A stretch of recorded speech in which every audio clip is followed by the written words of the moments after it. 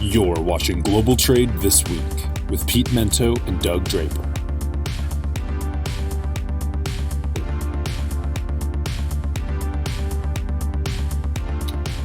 All right. Hey, welcome. I'm Doug Draper, and with me is my co-host Pete Mento, and this is Global Trade This Week. We're excited to be back with you. Global Trade This Week is focused on supply chain, logistics. We sprinkle in some economics. But the cool thing, Pete, you and I always talk about forward thinking. We're not Monday morning quarterbacking. We're thinking about what's moving forward. And we wouldn't be here talking shop without CAP Logistics. They make all this happen behind the scenes. So please visit caplogistics.com, transportation logistics solutions. So Pete, I mentioned Monday morning quarterback, so I guess I have to go back to you, my friend. We laid down a wager last week, and I was on the wrong side of that wager, so I have to extend my congratulations to you, the Buccaneers, and Mr. Tom Brady. So congratulations. Yeah, I forget where I heard it the first time. I knew it had something to do with rugby, but I believe the term is old age and treachery will always overcome youth and exuberance. So I think it's important to always bet on the old man. Very nostalgic and profound, I should say. So here's the good thing. We never actually settled on a bet. So other than a congratulations, I think that's all I'm in for. We can knock off a couple of the drinks I owe you for constantly having to reschedule this television show. I guess we should probably look at that. Yes, that is okay. We'll call it even Steven. And with that, I do the intro, you do the first one, man. As our guests know, we have 4 topics. We run through them. Pete and I provide some commentary on each other's thoughts, and we keep plowing through. So this week, my friend, you are first up. So let's talk about your first topic. What do you got? Well, I didn't get an email from the Dickey's Barbecue people. I did ask for product placement for some free product. I haven't heard anything. I did think of some other free product placement we should ask for. I'm having a hard time. Logistics people, what kind of free stuff would we ask for? In the good old days, it would be booze and cigarettes, but this has become a very professional profession since the 80s when you and I kicked into it. So I don't know, like coffee, I suppose. That'd be something we'd want, I imagine. Free cell phone time. But in any case, our first topic this week, I'm a little Biden heavy this week, everyone. So I'm going to apologize up front. Many of you are probably presidented out between the Trump impeachment 2, revenge of Trump impeachment. But we will be talking about the new president this week in both of my sections. Section numero uno being the reemergence, if you will, of America's interest in the World Trade Organization. The past president and our last administration out of the White House really didn't like the idea of multilateral, multinational organizations in the U.S.'s involvement. We were very much a bilateral, get out there, deal with it one-on-one kind of a country. And we even went so far as to step in the way of a new head of the WTO before Mr. Trump left office. But we have a new head of the WTO. Although she is from Africa, she also happens to be an American, which is interesting. But a lot of interesting things come from this new appointment and America's support of this new appointment. A head of the WTO coming from Africa is interesting because of the perception by a lot of people that Africa has become sort of the new place where we're colonializing, where China has been going in and sort of taking over opportunities and ripping resources out and doing what they will. But Biden has said many times now that he's going to be working with coalitions, working with other large swaths of nations to try to put pressure on parts of the world where he feels that we're not getting that shake, and also working with other nations to work on things like climate change and better opportunities for the working class. So looks like the U.S. is back in the WTO business. I wonder what you think about that, Doug. Yeah, I think it's long overdue, and this is going to take us back a little bit related to some movie trivia. There's a movie when I grew up, right? So you're laughing. Anyway, I won't go down a wormhole on that, but My take is Please a do. famous line from that. What's that? Please do. I love movies and movie trivia. Please do. All right. So a movie called The Beastmaster, right? Mark Singer. I don't know why I even remember all this stuff, right? But he had a saying that said, "Strength is in numbers. We shall travel together, my friend." And that was him partnering up with this guy to go and destroy something or take something over or take something back. I don't remember all the details. But my initial thought, just to dumb it down, because I need to keep things simple, is that, you know what? Biden's coming in there, the administration, there's strength in numbers to do what we need to do on the world trade front. And so a lot of this is going to be realignment, somewhat of an apology tour, right? There's a mess that has to be cleaned up, perceived or real. And we need to get back into good graces on the world stage. So I think that the idea of there is strength to do what we need to do for our country can be done by traveling and working together. And I think there's going to be not a backseat, but a pretty conservative approach to let everybody know that we're taking a different approach to things, and bear with us, and we're in this together. So there's my 2 cents on that. Doug, you've sparked something in me. I love that movie. So he had a falcon and some ferrets and like a tiger, right? Isn't that what he had? Yeah, that's exactly right. And I don't remember the female lead in it, but I remember I was an adolescent boy and I thought she was beautiful. And I think I don't want to watch it again. See, when you were talking about it, I'm like, I should watch that movie again. But I have a feeling if I watched it, I would think it was god awful, because whenever I watch these science fiction and fantasy movies from when I was a teenager, again, they are absolutely preposterously bad. So I have a feeling I don't want to watch that movie again because it would be terrible. Have you watched it since the 80s? No, and to be frank with you, I don't even know why I even remember the guy's name, and I can't remember his little buddy's name. Used to always be on his shoulder, and then he could see whatever the hawk was seeing. I remember that, but I think the idea of movies are better than you think. So my kids are teenagers. I said, "Here's this awesome movie. We're going to watch it together. It's called The Breakfast Club. You're going to love it." And about awesome. 15 minutes in, they were on their phones like, this is the most boring thing of all time. So I think perception of what we thought was great back in the day may not be that case in this generation. No, they would have been sleeping in the garage. I've during the pandemic, I've forced my daughter to watch a lot of movies, but she has shockingly really enjoyed Adam Sandler films. Any of those John Hughes films with John Candy. So she really liked Uncle Buck. She really liked Summer Rental. She liked The Great Outdoors. She loved all those movies. But yeah, anything with Adam Sandler and, Manchester, we live in Manchester, so it shouldn't come as any shock. She loves all of those. Like, she loved Happy Gilmore, man.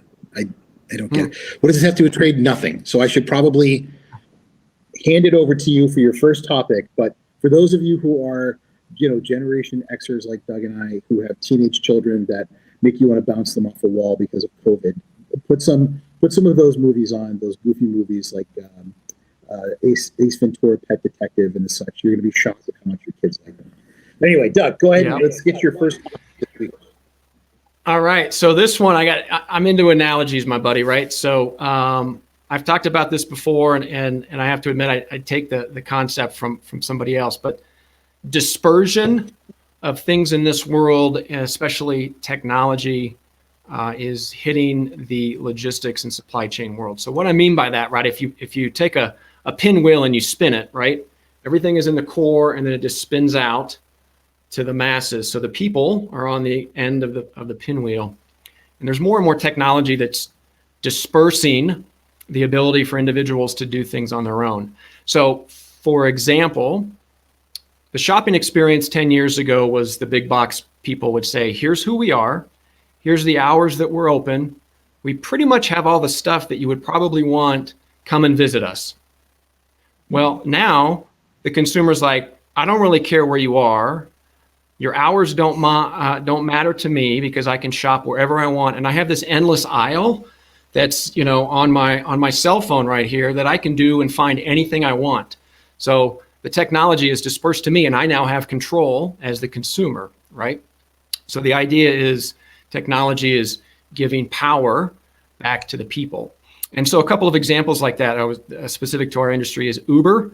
I just saw this week that they've come out with some technologies that if you're an individual small shipper, most of your world resides in spot market pricing. I need a truck to go from here to Manchester. It costs $3,000. Tomorrow it costs $3,500.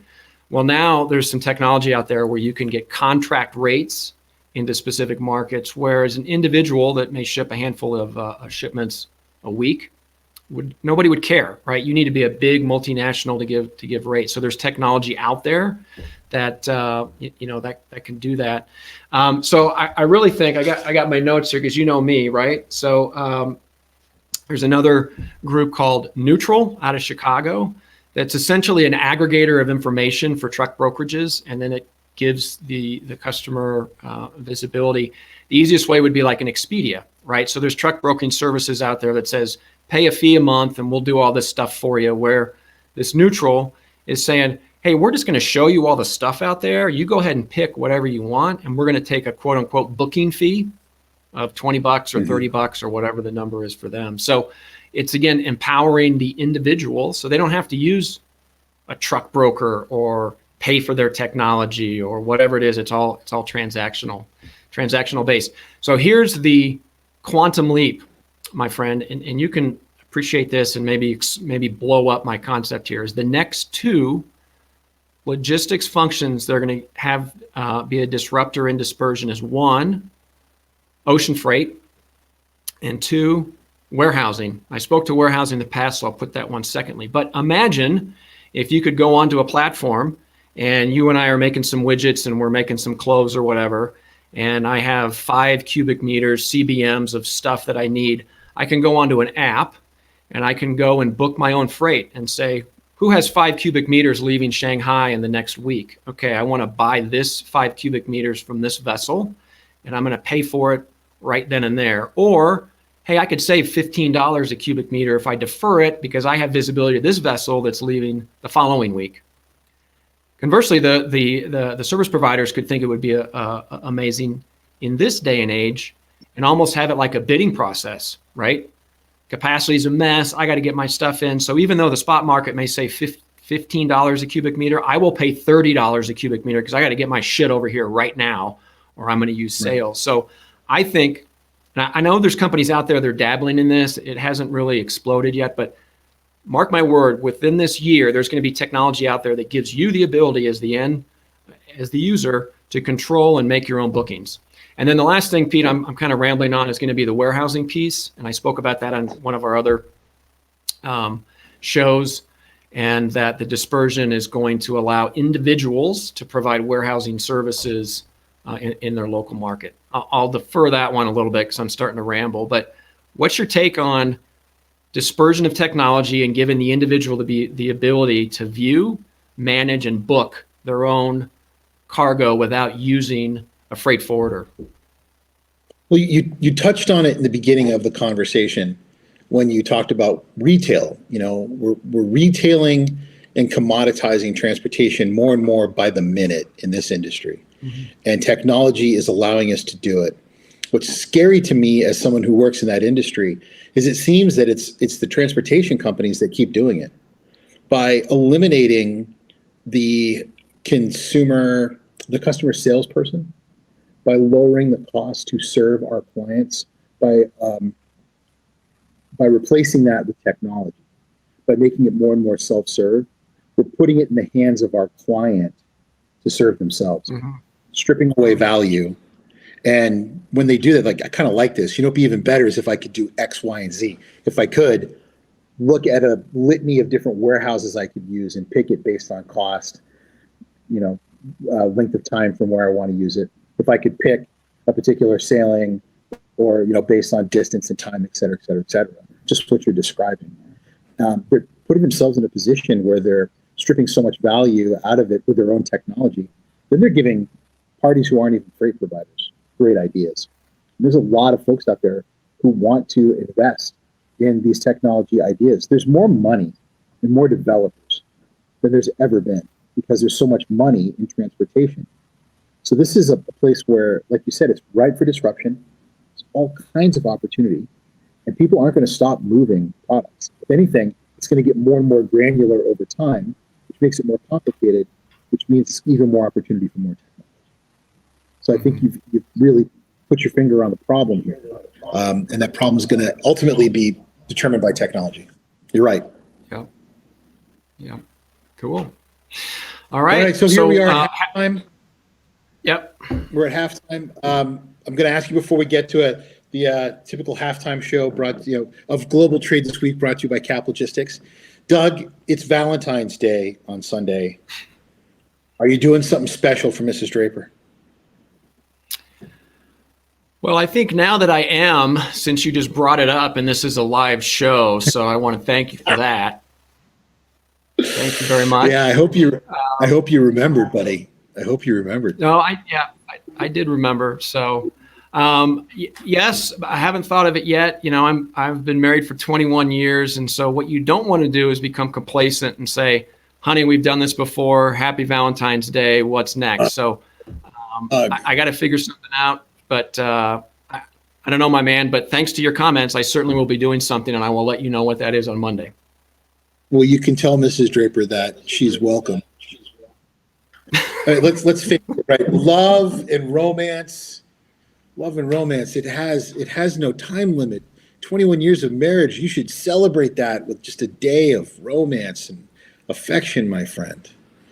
I don't know. I mean, I figure the guys back in the control booth, they probably, when they go back to their class in 8th grade, they're probably they probably went to like a drugstore and they had to buy one of those big boxes of the Valentines to give everybody else in their class with Daffy Duck or SpongeBob on it. Will you be my Valentine? They got to get one for everybody in the room, and then one of those boxes of candy hearts for all the other kids in their class. I don't know. Do you think that they have Valentines, or are they not allowed to do that anymore in school? These kids that work with us. What do you think? Yeah. I don't know. My wife's a first grade teacher, so I could go into a wormhole about how crazy things are right now. And I'm going to get myself into a lot of trouble because I have some pretty deep opinions on the craziness and the political correctness of how first graders are managed nowadays. But I will be taking my girlfriend to a very nice dinner, and I will be. I'm a romantic, my man. It's just how I am. There will be poetry and much wooing. Maybe I can write you some. Yeah. But, speaking of romance, the very romantic country, believe it or not, Tsarist Russia before the Soviet Union, even during the Soviet Union, if you've never, it's worth learning Russian just to read Russian poetry in its original language. You might not believe me when I tell you that, but it's true. But speaking of Russia, we have a lot of problems with Russia. The former administration, of course, had their own problems with Russia, and our deemed perception of them. The current issue with Russia is fascinating. We've only had this current president for a few weeks now, but he's already sort of rekindled an icy relationship with Mr. Putin. His first couple of conversations with bad Vlad Putin and his emissaries have been icy, to say the least, which makes many folks believe that we could be rekindling a new Cold War. From a trade perspective, we're expecting to see more sanctions on Mr. Putin individually and the folks that are in his inner circle to make it difficult for him and his close friends to continue to make money with international trade. A lot of the people that are close to him, the people that are his inner circle, have made billions, trading metals, trading finished goods, trading raw materials all over the world while they ransack the resources of Russia. And to make things worse, Alexei the dissident in Russia, coming back home after being poisoned, what was he thinking? Very brave man, being thrown back into prison. It would appear that this particular administration is going to side with the former Soviet dissidents and Russian dissidents and look to make political statements in the form of trade sanctions. Mr. Trump was a big fan of trade sanctions and laid the smackdown. He layeth the smackdown on Russia in a big way, which I don't think he was given enough credit for. And it appears that Mr. Biden is going to continue to do the same thing. So I think that we're going to see an even icier, nastier relationship partnership with Russia than we did before. And that could be to the detriment, believe it or not, of the European Union, who relies heavily on Russia for both energy and raw materials and finished goods in the automotive industry. So I don't know, Doug, should I redig my bomb shelter and start to memorize the silhouettes of former Soviet bombers again? No, not right now, but you may be able to do it with your neighbor in a meet in the middle type of thing. So what I mean by that, man, is there's two things that can unite a nation. Number one is war, and number two is a common enemy that we fight against. And I would say that we're checking a lot of those boxes. My point being is that I think we will continue to have more sanctions on Russia. That's a good thing for realigning America and coming together and healing, as crazy as it sounds. But if you look between the pages of history and you figure out how things have come together and when our nation is moving all together in a forward line, it's either around a common enemy or some sort of war. And I don't think we're dropping nuclear bombs at each other anymore, but heightening the enemy, perceived or real, is going to benefit bringing the country together. So I would agree with you wholeheartedly. We work it out, man. I miss going to Moscow. It's a fun place to party. All right. Well, it's time for topic number 4. And with that, you got to bring it on home for us, Mr. Draper. So let's hear it. All right.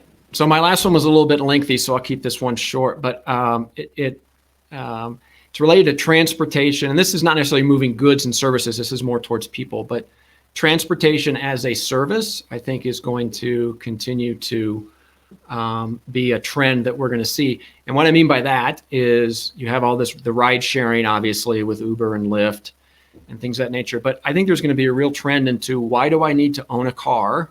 Why do I need to deal with ownership, the cost, the whole 9 yards?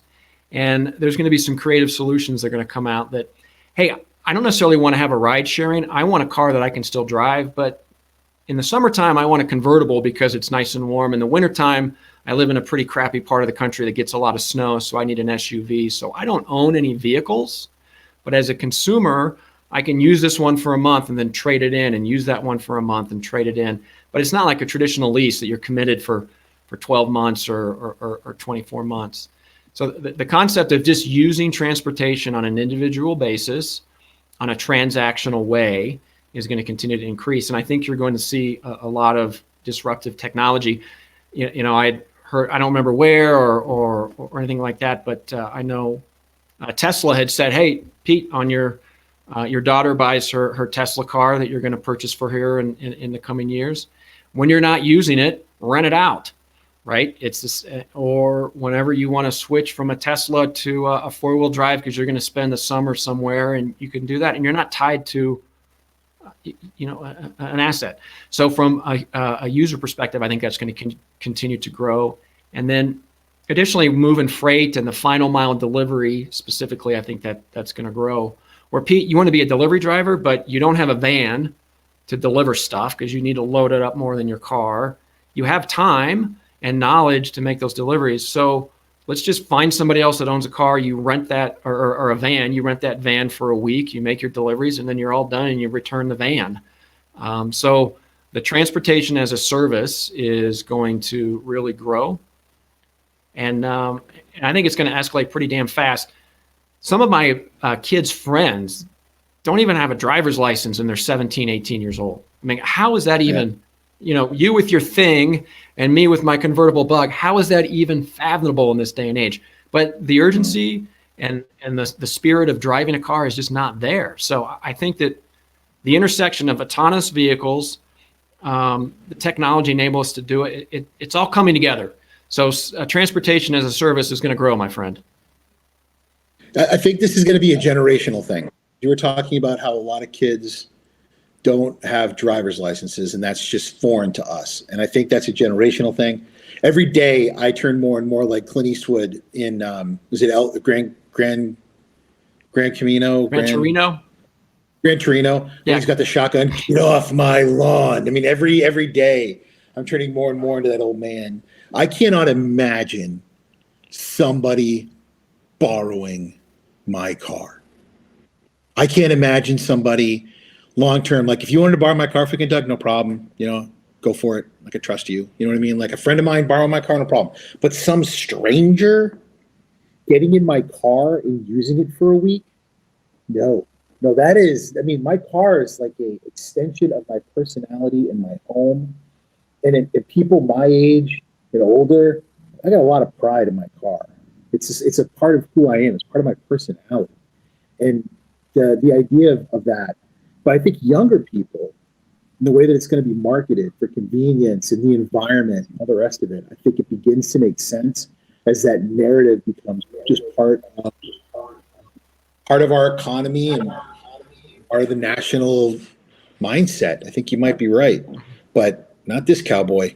I'm taking the top off my Jeep when summer comes and playing Sturgill Simpson records and Willie Nelson, and and you want to drive my car, you better know me damn well. So like the idea of somebody I don't know even touching my motorcycle, I will pistol whip you.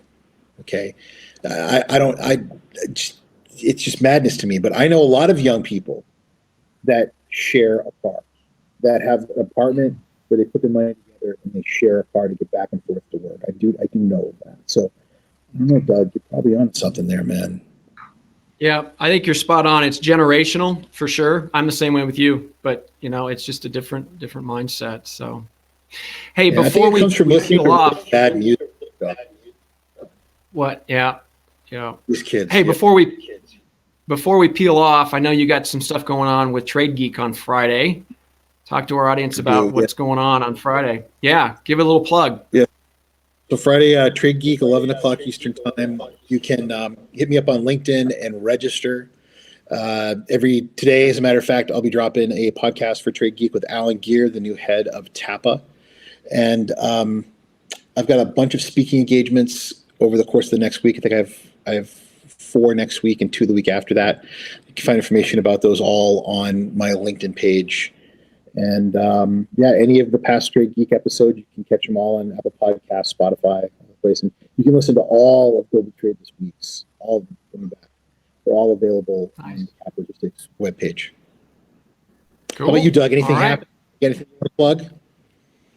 Yeah, well, Uptime Logistics on Thursday. We're going to be bringing back kind of what the new administration and what does 2021 hold true with the refining industry, right? Big oil and gas and how things are going to go. We're going to walk a fine line between a political discussion and an informative discussion, but that's what we do, Pete. We walk the line, which makes what we talk about interesting for others. So, yeah, Uptime Logistics. It won't be live, but it'll come.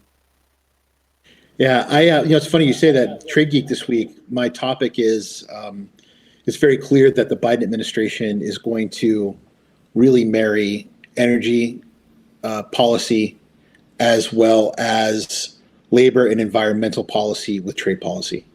So what does that mean for the American consumer of logistics and trade?